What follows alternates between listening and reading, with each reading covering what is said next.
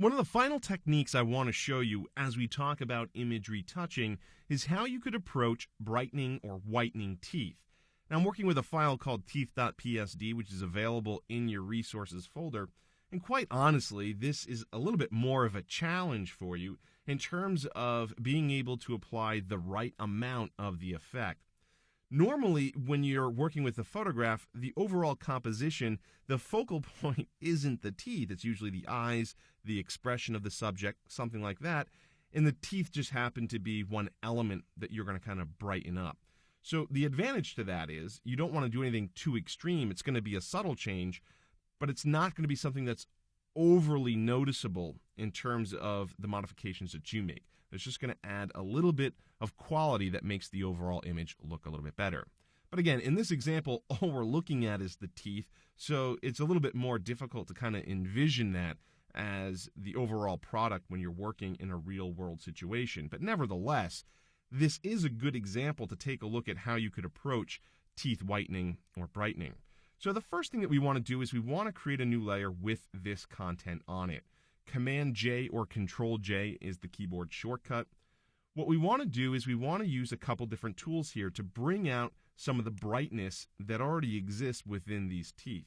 Now, the advantage of putting this on a separate layer is we can always reduce the opacity if we feel we've over applied this effect, and we can bring in some of the original image within that layer. Or if we completely screw up, we can just get rid of the layer altogether. So let's come over to the Tools panel, and you'll notice there's the Dodge tool. With the Dodge tool, you want to select a brush size that's about half the width of a tooth. I mean, you're probably going to be changing this brush size as you go through and apply this effect, but it's probably a good starting point to be somewhere around half the width of a tooth. And you really don't want much hardness, so I'm going to leave that set to 0%. The range is going to be midtones, and your exposure should be around 15 to 20%.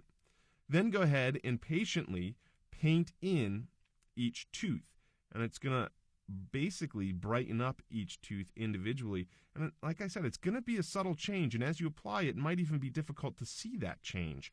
But fear not, just go ahead and apply this to each tooth. And it's a little bit of an art. The smaller your brush size, the potential, the end result, you'll be able to see some of those brush strokes, and that's not what you want. So a larger brush can prevent some of that. But of course, the disadvantage of a larger brush is it's hard to get into smaller places. So just patiently go ahead and paint in each tooth. So I'm going to try to speed this up a little bit for demonstration purposes. But if you go ahead and apply this to each tooth, you're going to get a better result in the end. So here we go. Let's just say I'm pretty happy with this now. What you can do is compare the original image with what you've done. And again, it was very subtle and kind of hard to tell as you were doing it, but if we turn off layer 1, you can see here's the original image, and if you turn layer 1 back on, there's the new image with this effect applied. Now, again, if we felt like we overshot the effect, we can always come over and reduce the opacity to bring in some of the original tones and values. And again, if we turn off layer 1, we can still see those changes where we're really just lightening up the teeth a little bit. Another option is to come over and choose the sponge tool. With the sponge tool, you have a mode option. You can either saturate or desaturate the colors. What we want to do is we want to desaturate the color, so go ahead and select that mode. And again, you want your flow pretty low, somewhere in the 20% range, a little bit more, a little bit less. You can go ahead and make sure layer 1 is the active layer. Reduce the brush size or increase it by using the angle brackets on your keyboard.